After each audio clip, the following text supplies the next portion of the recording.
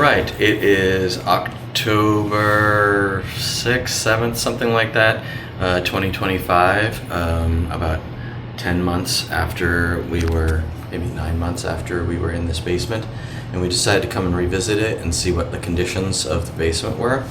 We can start over here. This is a wall that had a persistent damp rise that happened for a long time, and you can see not much has changed. The wall is fairly consistent. The owners have moved their stuff back in here since we were here.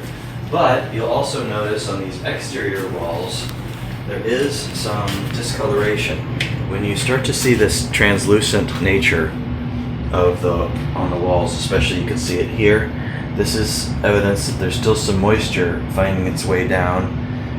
We're going to go out there and look at the sidewalk and the downspout and the gutter in a second and see if maybe this fall we can redirect some of that for them and see if this will actually start to clear up, because, you know, it would be nice for it to do so.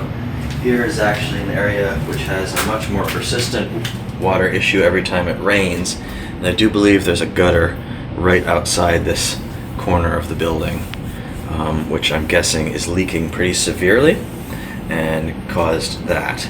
So one of the benefits of reparging your basement like this is to address the water issues, but sometimes the water issues are in the ground, sometimes they're from a downspout, sometimes they're from the concrete that has been put up against the building since the time the building was built.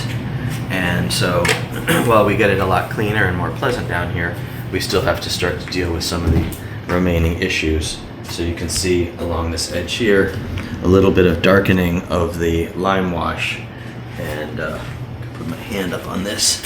You can feel that there's a little bit of salts that have developed, a little bit of, you know, failure basically to our lime wash, but also the stone is a little cold to the touch in relationship to what's above. So there's still a little bit of damp rise there. Some things we will be able to fix. Some things you would need to really get on the outside of the wall in order to fix them, and they will be persistent, you know. And I can take my phone here if you want to see a little bit more of this. There you go. So you can see, now sometimes there's just a little variation, but I do think that this area here, where it's light down below and light above, but kind of a little bit damp right through there, that's evidence that there's a little bit of moisture that is percolating through the wall. We don't want to trap that moisture on the outside. Ultimately, it has to come in. The dehumidifier is picking it up and removing it from the air.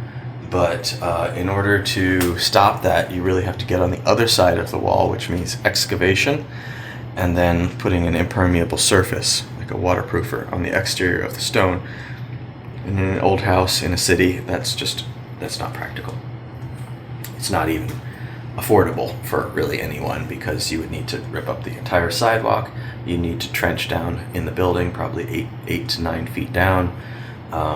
You'd have, you know, risks of digging a trench that deep, of getting someone into that trench, you know, for the possibility they could cave in. So you just want to, you kind of want to do what you can on the inside and address some of the water sources on the exterior, and then see how much better you can improve it, which is what we're going to aim to do.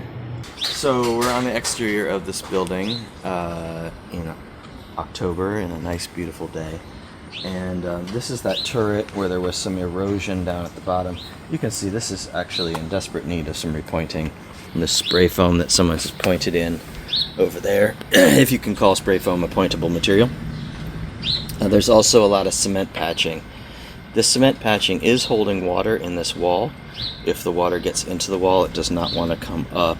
It'll most likely drain down. If we put a lime-based mortar into this wall, that mortar would actually start to pull the water away from the interior and allow it to come out. But this is all cement pointing, cement parging, all cement repairs. But also, there is a downspout here in the corner, which, you know, ideally gets the water to go away from the building. And there is no gutter on the little turret roof here, so that water can splash down and cause some infiltration. There's also a crack in the sidewalk here. So that, as the water's coming down this hill, can kind of saturate into it too.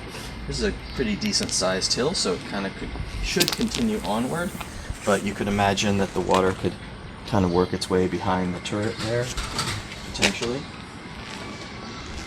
And what we're going to do is we're going to first and foremost address this gutter here, which looks undersized by a factor of many to me.